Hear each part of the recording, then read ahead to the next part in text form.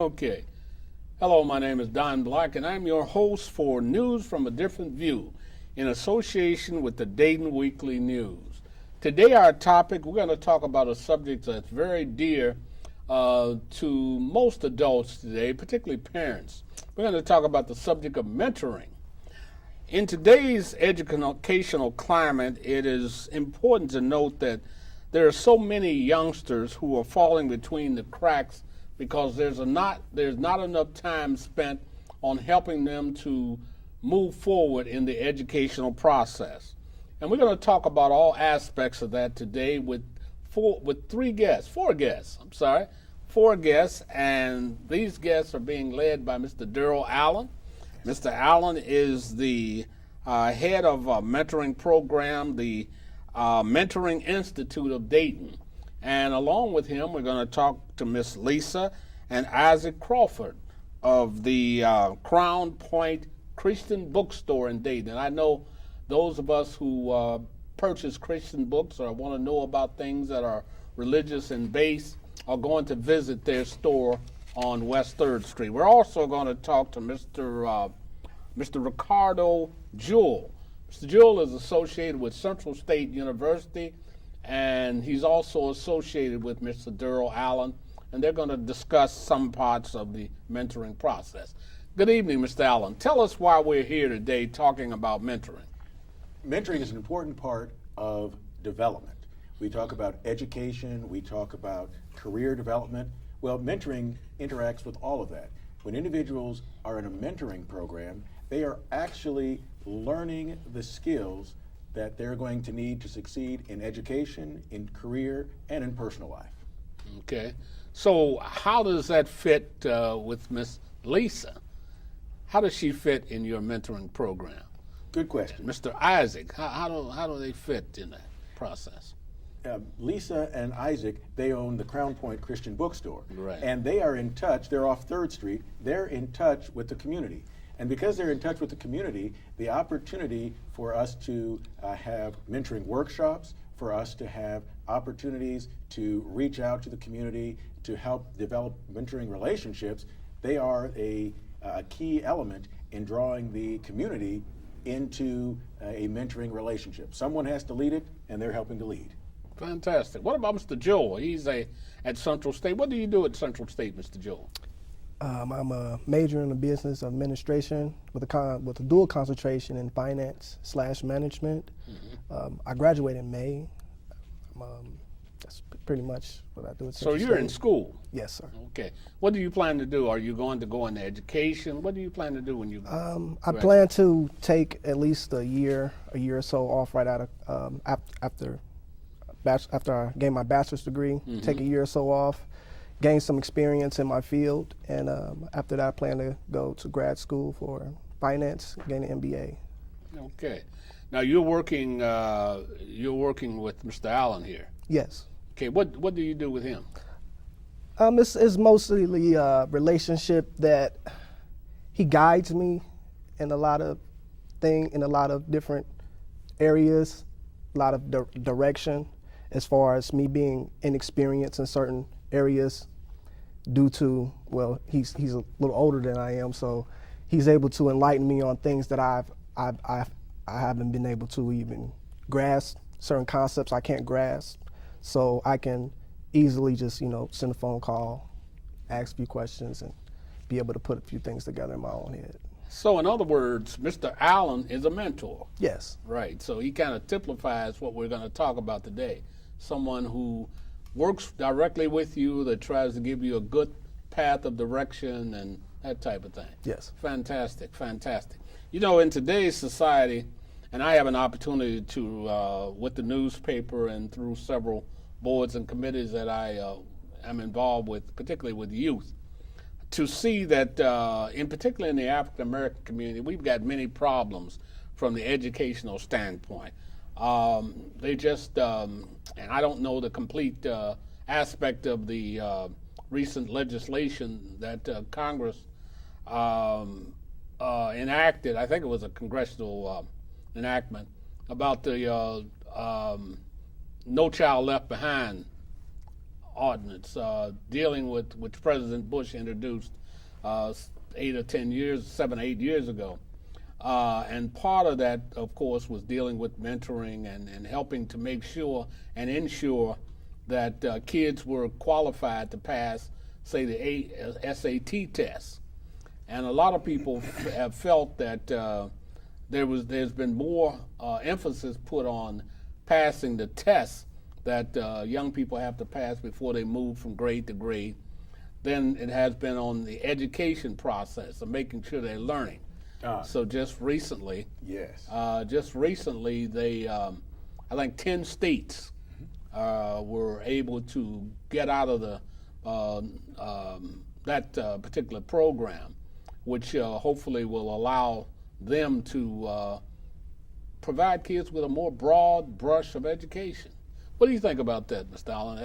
I would definitely agree with you. One of the things that I would direct the conversation back to Ricardo Jewell. We met when he was in one of my classes at Central State.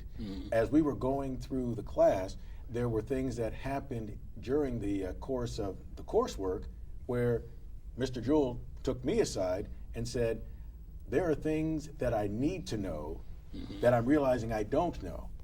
And if you would be willing to help me learn, I'm anxious to have a mentor.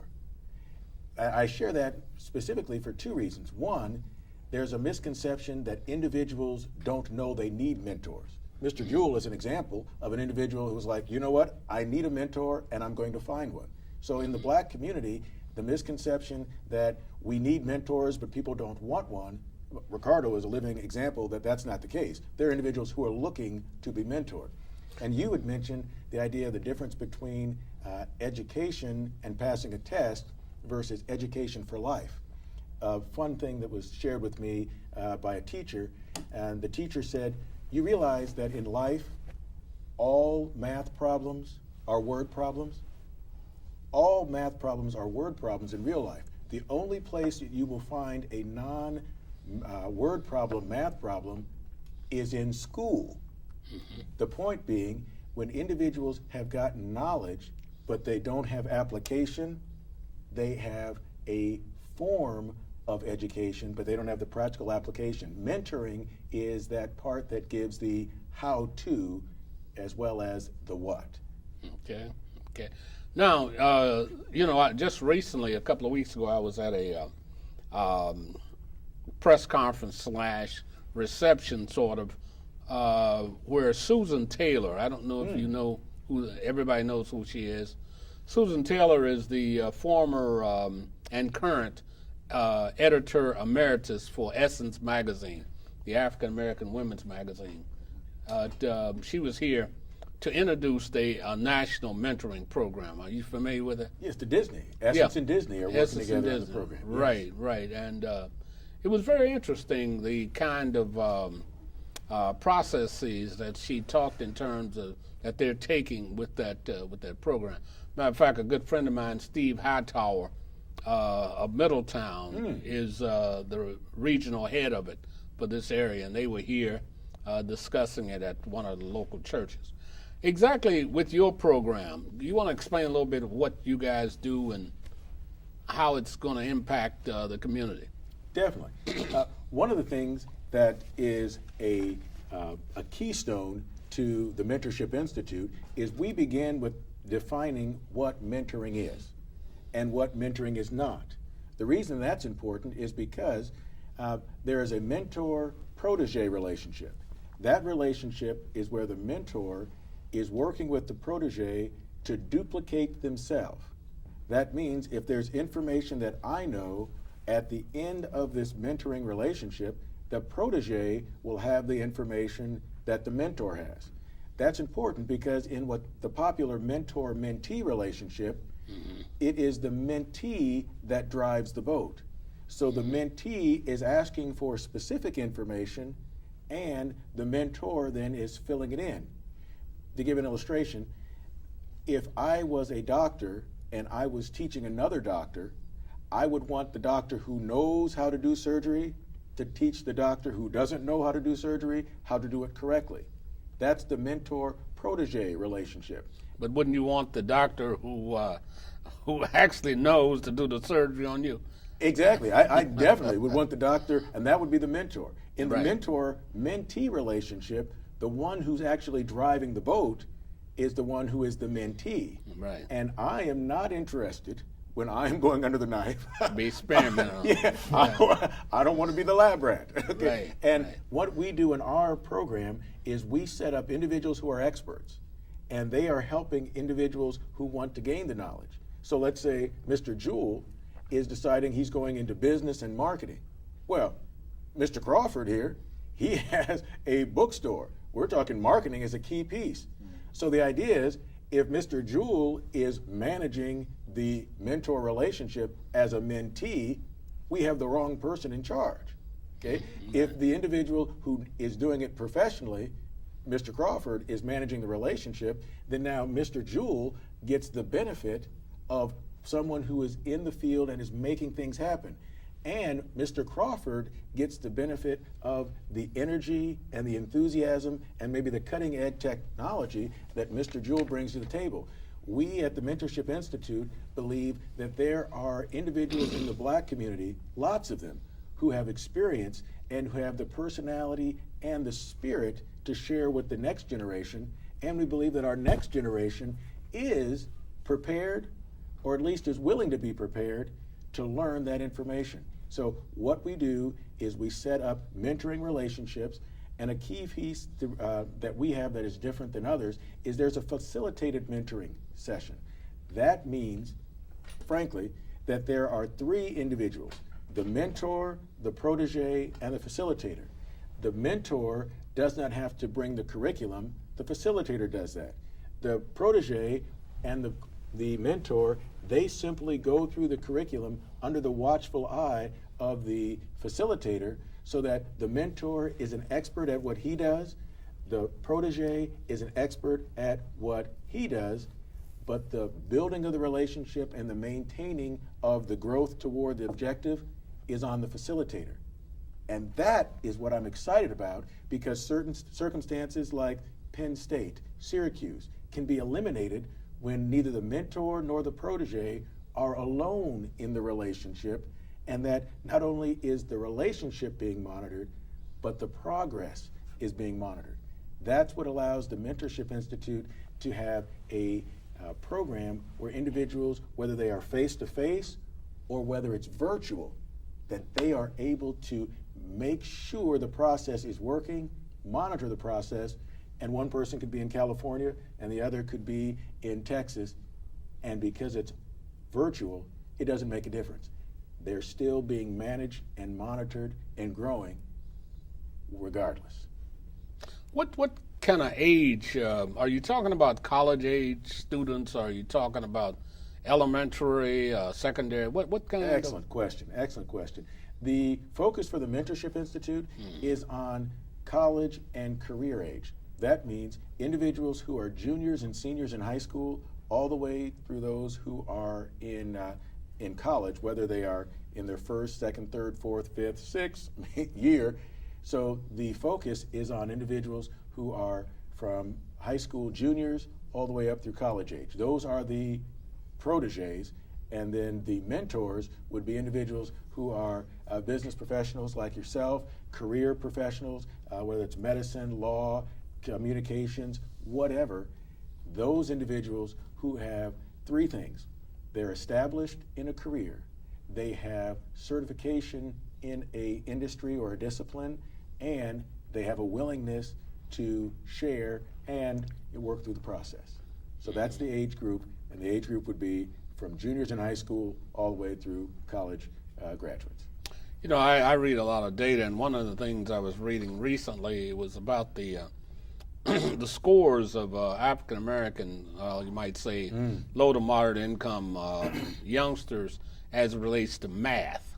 Wow. You know, math seems to be a major hurdle that many of our young people have to climb or jump in order to get into a lot of the higher bred institutions. Yeah, and of course, since we're in a technological age, math plays a very important part in the sciences and so forth. So Definitely, and you've hit the nail on the head. Now, there is some disturbing data that is out there, and that is the average ACT score in the United States for African Americans is 16.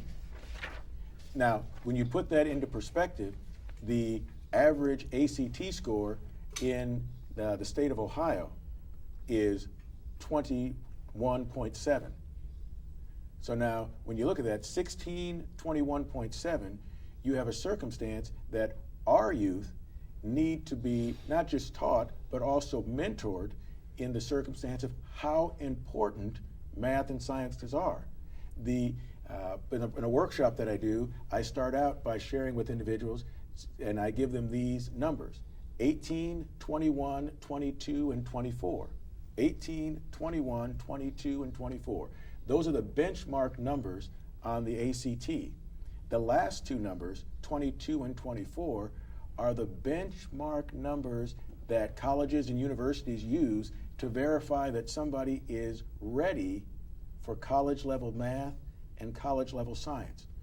So you take that, 16 is the average ACT score for African Americans, and 22 and 24 are the benchmark scores for college readiness. You see what the problem would be.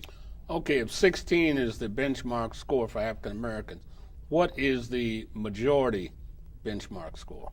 The average would be 21.7. So we're about 5 or 6 points below the average. And that is an average. Now, understand, there are African Americans that get 27, that get 32. Oh, yeah. But what that means is, if there are individuals going to, universities that are getting these high scores, how low must some of the scores be in order for the average to be 16? Which means there's an opportunity to begin working with our youth, because if we work with those that are having the most trouble and bring those 8s and 9s up into the teens and closer to the 20s, then as a people, our whole score would rise. I mean, you think about it. Those individuals who are hitting stellar scores and are going to some of the top universities, they're being counterbalanced by individuals who are getting 2s and 3s and 5s. And I'm not making that up. Okay? Right. So if you begin to raise those individuals who are getting those scores up to the level where they're getting in the teens and the high teens, you would actually see our scores as an average go through the roof. It's not about simply learning the math. It's about prioritizing that skill set so that it is now cool and popular to be that kid who's doing well. Let me ask you this, which is always a topic, and then we're going to switch around, because I see Ms. Crawford over there, and she's saying, I'm ready to talk. So we're going to have to move this around a little bit. Excellent. Sounds But what role does the parents play in this? Because I think that's a key element, particularly in urban communities, because there's so much conversation about the missing father and the mother that's working 3 jobs, and nobody's there to kind of guide. When I was a kid, we had a time to sit down and study, But today, the kids kind of, in many cases, not all, the kids kind of drive the train. How does that? Yeah, definitely, the parental involvement. I don't care what ethnic background you are or what social economic status you have. It has always been, through educational research, parental involvement is the #1 measure of how well a student is going to do in school. Parental involvement is chief, is king. A person can have millions and millions of dollars at their disposal, but if the parent or caregiver is not involved, then the scores and the academic outcomes will be diminished. When there is an active involvement by the parent or caregiver, things go well, period. Great. Ms. Crawford, are you a mentor? No, I'm not. Oh, you're not a mentor? Well, in a sense, I guess you can say I am. I guess I have a lot of nieces and nephews, and they look up to me in certain areas of their lives, so I guess you can say I am. What do you see as a young woman? What do you see a mentor's role should be? Particularly, kind of give you an example. as a female, and we see that a lot of young ladies, like you, seem to be a very Christian kind of well-bred lady. But you see so many young girls, and I'm sure you see them because I see them, that kind of, whoa, you kind of say, hey, somebody needs to take hold of her and sit down and kind of give her a little 411 on how to be a lady, how to pay attention, how to use her skills in a more positive vein. As a female who mentors, like you say, your nieces and so forth, how does that set with you? Well, basically, I believe that it starts from the home. I believe the parents should be there to direct their children, but in a lot of cases they are not. So I believe as a mentor, if we see that the children is lacking, how to be a lady, like you said, I believe it's our responsibility, especially if we're a relative, to kind of step in and kind of guide that child. Mr. Crawford, Yes, sir. are you a mentor? I would say I am just by the life that I strive to live. I'm a strong believer in God. And just how I carry and conduct myself, whether it be my appearance, my personality, how I communicate with people. And also, we're very active at our church. So a lot of the younger kids, they see us. And I think that how you present yourself goes a long way. I too have nieces and nephews. I do a lot of praying for them. Yeah, number one. I'm not able to actually at all times give them that hands-on. Right. But prayer is important, and it's something that I do on a daily. But I think that just how I conduct myself, because once again, my help comes from God, and I believe in the power of prayer. And we need more strong people, African American individuals who can lead and guide and who can mentor, so young people have someone to look up at. I still believe in role models. I think we need more of them. No doubt. I was going to ask Mr. Jewell. Now, he's a young man, probably about 23, 24 years old, getting ready to finish college and get out into the real world. But he looks like a young man that a young man about a junior or sophomore in high school would say, hey, when I grow up, I want to be like Mr. Ricardo Jewell, because he's a good example. He's not out here slinging drugs. He's not out here standing on a corner waiting for the world to catch him. He's about doing something. I think the most important thing about the mentoring process is the example that's put, in my opinion.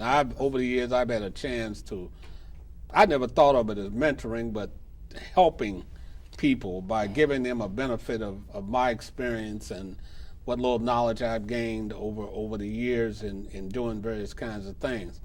But at the same time, I think it's important that we, particularly today, and I can't stress enough today, because we see so much just devastation in the black community of young people who have lost their way, who really have no seeming hope. And I don't mean to necessarily, I'm not going to apologize for it, but I'm going to say it. I think the understanding of using our Christian wiles and our Christian belief is very important in making that happen with our young people, because they need to see something other than what they see on some of the videos and a lot of the things we see on television. Now, you guys run a Christian bookstore, right? Yes, sir. How many young people come in there to buy books? And Well, actually, do you see a lot of them? not too many. No, not at all. We hope to change that. Right. Yeah, right. We hope to change that. Because they need to be reading something outside of the Inquirer, whatever. That's the only one I can think of. But you understand what I'm saying. Now, I just got some statistics the other day that said in the African American community, we're about 30 years, we're at the level we were 30 years ago educationally. which is devastating to me. I mean, in other words, we're somewhere around 1980 in our educational process, which means there are a lot of kids falling through the cracks. And a lot of that is because there's not, I was talking to the superintendent. I had a meeting with her last week, and we were talking, about the ratio of, Dayton Public Schools is something like 85-90% African American. And many of these kids come from displaced homes, and there's no doubt about it, from homes that are not able to fulfill all the requirements that young people should have growing up. But at the same time, a lot of these kids are kids who are because of many of the problems, particularly discipline and so forth, a lot of kids may not be, now this is not from the superintendent, this is from the school of Don Black. But a lot of these kids may not be getting the total benefit of a quality education because there's so many discipline problems in the school. A lot of teachers spend the majority of their day saying, sit down, Johnny, turn around, Johnny, come back in the room, Johnny. So after 3 o'clock or whenever school is out, those same kids have missed some of the value addedness of a school day. That's where the mentor comes in.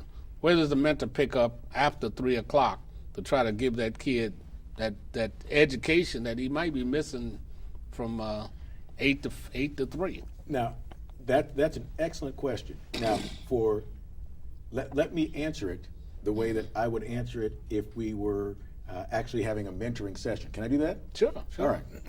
So, this is a mind game. It's one that I use in.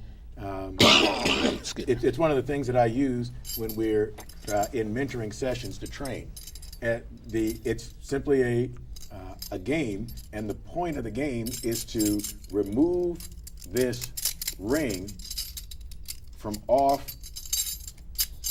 of these horseshoes without breaking the horseshoes. I thought it was handcuffs. Yeah.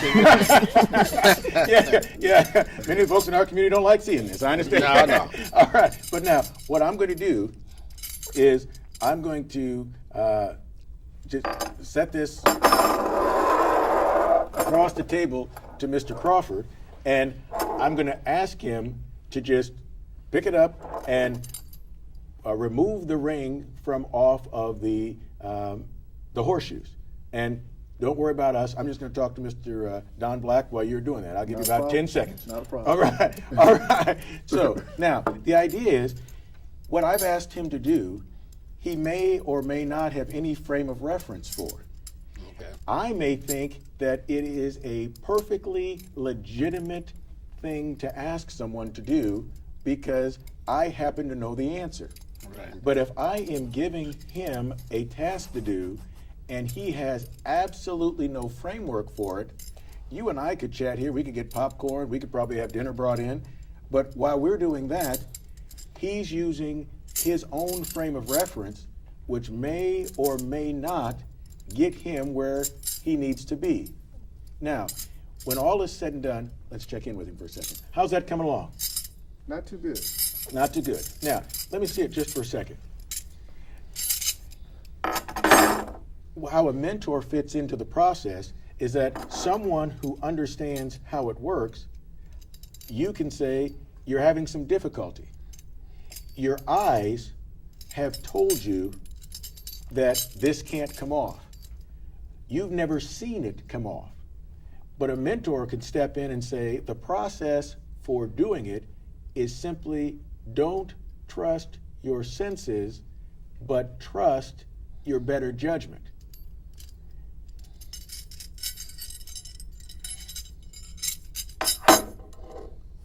And now that an individual has seen how to do it, education says you need to instruct someone, not just show them. So a role model may show someone, but if you are going to instruct someone, you have to show them the problem, you have to give them information, twist, put the ring in between, separate. And after you have shown them, and after you have given them an opportunity to see it done, A mentor now provides the opportunity for them to try on their own with guidance. And now he's twisting it. He's trying to get the ring in between on top of the loops. It doesn't mean that he will do it perfectly, but now he has a frame of reference for getting it done. A teacher in the classroom may teach specific topics, but where the mentor after school comes to play is that the mentor now can reinforce what the teacher has said and can help the learner to experience it. Perfect! Can help the individual experience it even though they've never seen it before. At first, I thought you were going to have to keep Mr. Crawford. I'm not even trying it, 'cause I know I can't get it down. But that makes a lot of sense. That makes a lot of sense. Most mentoring is between the mentee and the individual student, right? Yeah. It's hard to mentor in groups, right? Yeah, well, there are very few processes that are there are very few processes that He can giving be- our sound technician a feel Exactly. over there. 'Cause Yeah. okay. There are very few mentoring processes that work in groups. There is a group mentoring process, but what I found at the Mentorship Institute is that if you have skilled mentors, 1 to 3 is the ratio that is most effective if you're not having one-on-one. And there's quite a bit of research that has been done. Big Brothers Big Sisters is well known for mentoring. What's not well known is that Public-Private Ventures out of Philadelphia is the one that does the research that actually backs up what Big Brothers Big Sisters does. And one of the things that is interesting in their research is that the mentoring relationship, the number of proteges to mentors is not nearly as important as the quality of the relationship between the two. Because if their relationship is strong and there are 3 people being mentored at the same time, the knowledge and information transference will happen. But if there's even a one-on-one relationship, but the relationship bonds are not strong, then the information, even in one-on-one, doesn't get transferred. So some interaction is better than none, but the idea of having interaction and a strong relationship, that's the key in a mentoring role, that the relationship is strong so that an individual can trust their mentor and they're not just moving blindly. And trust is earned. And now we've come back to full circle again. Right. You know, I attended just for lunch today, the top 10 African American males luncheon. You're familiar with that? Yes. Parity Incorporated, which Exactly. has been in operation for over 20 years, dealing with mentoring.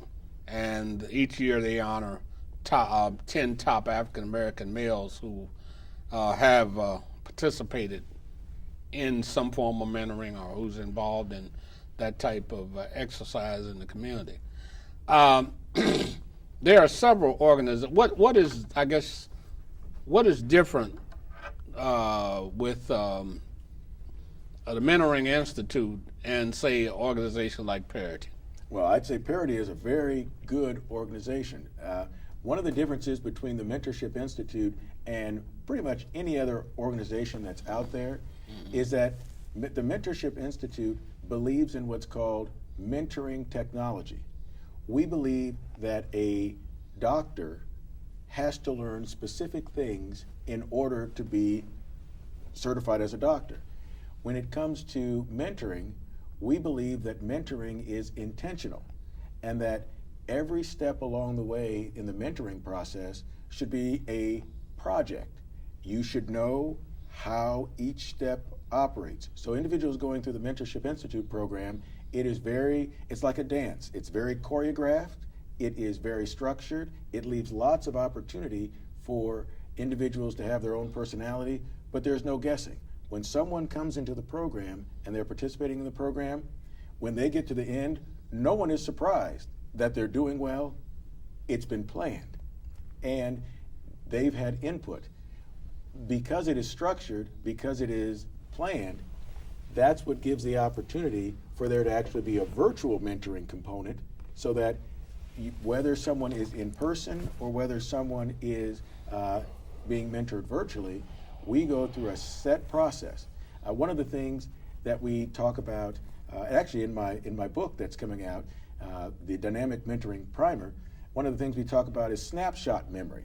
Everybody is familiar with snapshot memory from the discussion of where you were when John F. Kennedy got killed. At that moment in time, everything seemed to stand still. You guys probably weren't even born. I was watching TV. I really was. I was watching As the World Turns. The moment he got killed. And that is my point. For our generation, the question is where you were when 9/11 happened. You was a twinkle in your father's eye when Kennedy was assassinated. But 9/11, that's a little closer. Exactly. So I remember at 9/11, I was in Dublin, Ohio. I had a condo, and I was working on a project that was due the next day. Needless to say, it was no longer due the next day. Right. I was working for a financial institution. But the point is, when someone has snapshot memory, they remember sights and smells and textures from that moment. One of the things we do in the Mentorship Institute is when we're setting up mentoring relationships, we use that same type of snapshot memory to seal the relationship. And when the relationship is sealed, remember, the strength of the relationship is the only and greatest predictor of the success of a mentoring match. So that when you have that snapshot memory circumstance and it seals the mentor and the protege together, those experiences link them in ways that years later, individuals who've been linked, they can get on the phone and have a conversation, and they are right back in tune with their mentor. 20 years have gone by for some of these relationships, but that snapshot memory has made it possible for they've gone from being strangers to nearly family. The relationship, according to PPV, makes the difference. And in Mentorship Institute, the commitment is to going through the process. And if you go through the process of developing the relationship, everything else will happen orchestrated, but it will happen very naturally. Now, does the Mentorship Institute, is it something you can take on location, for instance, to a church or to an organization? Exactly. When we were developing these processes, we took them on site to Bank One, which of course now is JP Morgan Chase. And we had schools and we had managers working on site once a week going through these processes.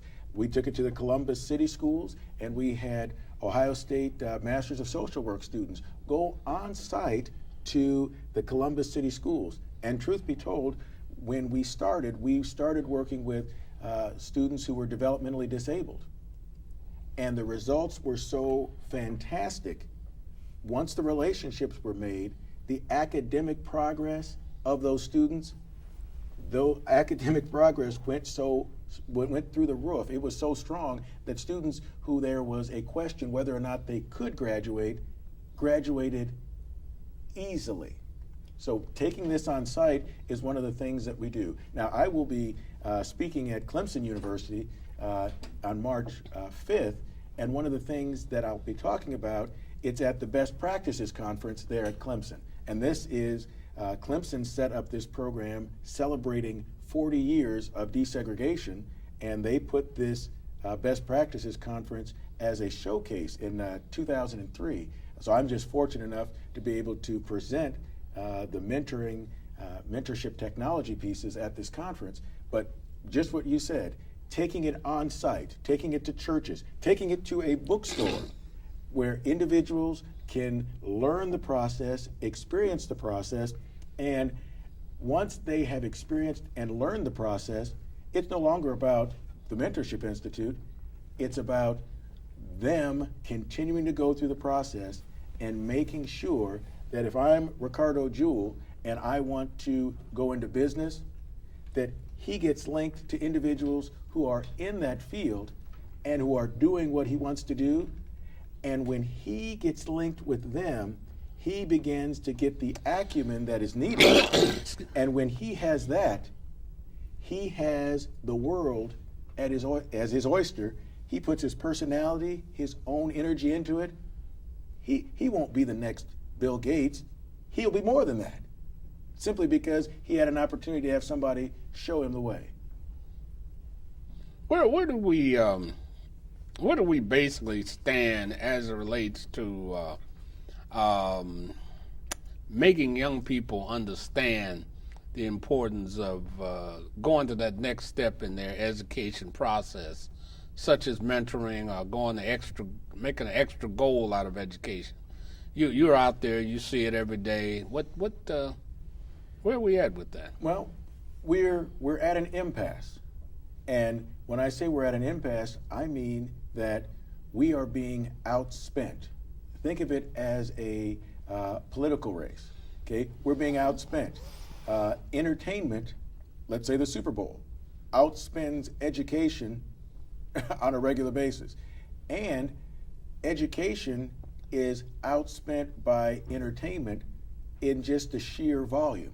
So if I can't even imagine being 13, 14 now, but when I was 13 or 14, the individual in my life who made sure that I didn't lose focus was my father. And he's dead now, but the reality was he was the one who made sure that I got the connection. It was the Board of Education to the seat of knowledge sometimes. That's illegal in schools now, but Dad was certain that it was going to work for us. Okay, so the idea is helping individuals come to the next level. The reality is it's a one-on-one circumstance. If it's not the mother, if it's not the father, if it's not the mom and them, it's got to be someone who steps up, possibly a mentor, possibly somebody watching this, who says, you know what, my niece can do better, and I will see to it that she does. And by stepping into that gap, they may or may not come to the Mentorship Institute for any training, but by simply being the role model, by saying, it stops today, the craziness, and we are going to step into that gap.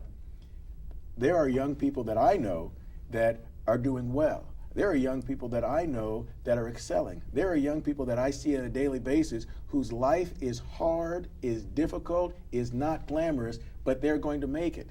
Someone has shown them that what it takes to make it, and they are determined to do it.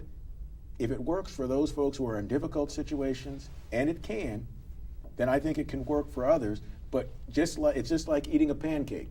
You eat it one bite at a time. So we're not trying to fix all the circumstance by tomorrow. We're going to do it one person at a time, one instant at a time, one lesson at a time, and that is what brings us to the point that home and school are supporting the youth. Education is being buffered by an active mentoring program, and those pieces are what can bring us to the point where even if we're being outspent by entertainment, there are not just values, because that's overused, but there is structure that is given to an individual's life. The flowers behind you, they are put in a pot, but if they were growing and falling over, then someone would put a stick in there, tie the plant to the stick so it would grow straight. We've had aunties and uncles who tied us to the structures so that we grew. Mr. Jewell, you're a young man in college. Yes. And so you're what? You're a senior, right? Yes, sir. You're a senior. Do you look at a time when you'll be going back and using your expertise and what you've learned at CSU to help some kids who, say, might be sophomores or juniors? Or do you do that? Well, actually, the past summer, I just finished a program, the W.E.B. Du Bois Talented 10th program at Central State. It was a mentoring program for 8th, 9th, and 10th grade black males. And I found many things interesting during this time. It was a 2-week program, I see a lot of the youth just being out and about, but I never actually got to be amongst the youth. So after spending time with them and sharing connections with them, I've noticed that their perception of reality is just really like, it's kind of like a fantasy to some of them. Right. You know, their how they perceive life. So I don't expect them to know how things are in life, because some things I don't know in life. But I do really feel for, because when I see them, I see myself, and I really feel for seeing myself fail. So I don't want to see them fail. So I gave them an assignment of, I told them to get their favorite rap artists. I told them to dig up. I told them to tell me everything you liked about this artist. You know, the glitz, the glamours, the cars, the money, or whatever. Then I had them go to the library and give me a research on this artist. I said, now tell me what's real about this artist. Tell me, what was he born? Tell me what type of life he had as a child. Tell me what his mother did for a living. So therefore, I tried to give them reality and perception.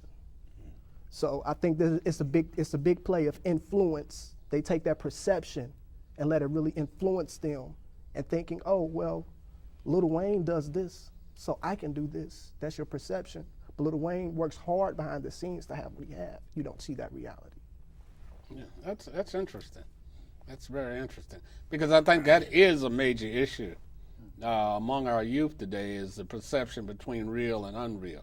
I give you a good example. Somebody brought it to my attention on television the other day. They were talking about Jay-Z and who else was it? Oh yeah, what's his name?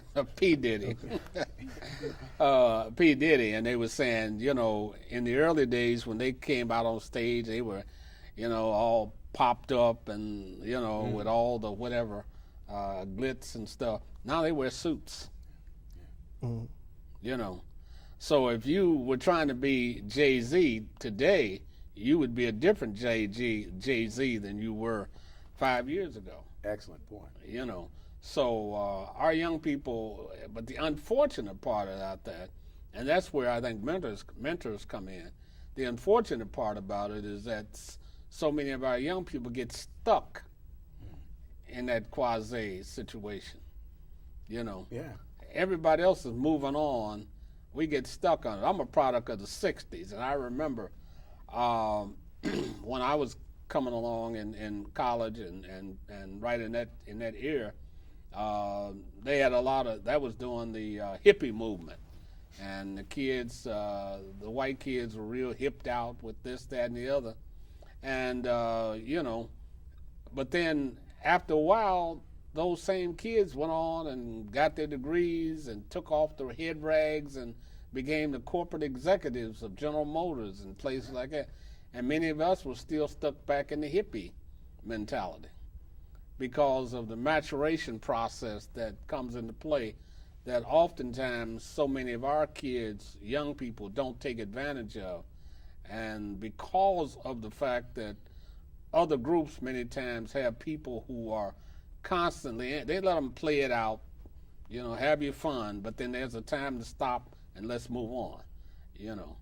And that's where I think it's important to have mentors, you know, say, come on, it's time to stop now, let's get serious.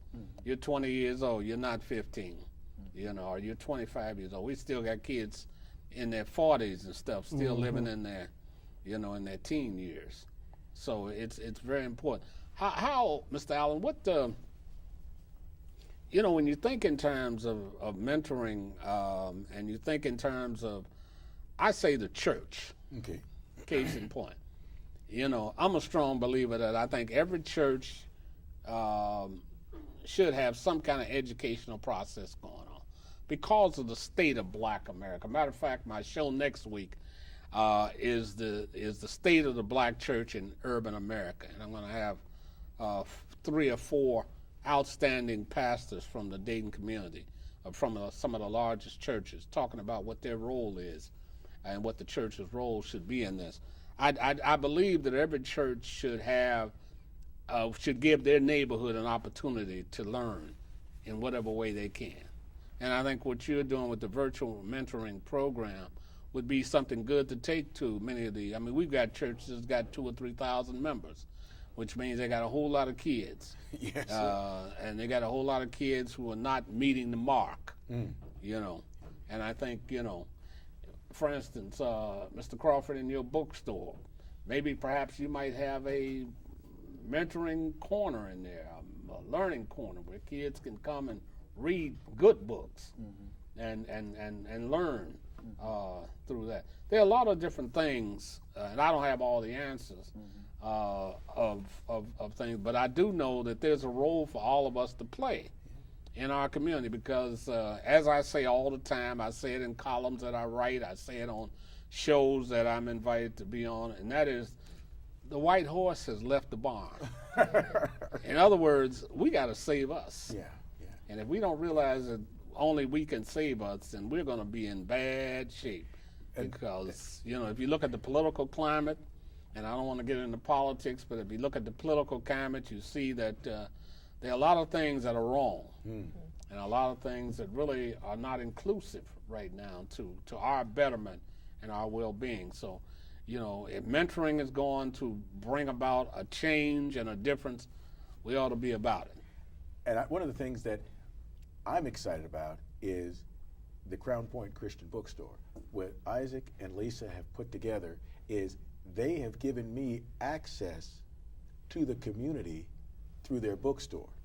The opportunity to run workshops out of the bookstore. The opportunity to help not just the youth, but the parents to see the value in the material that's in the bookstore. So if we can run a mentoring workshop for XYZ church out of the bookstore, if we can be a resource to help unchurched individuals come in and find ways to better their community. I mean, where they're located is right by the Veterans Administration.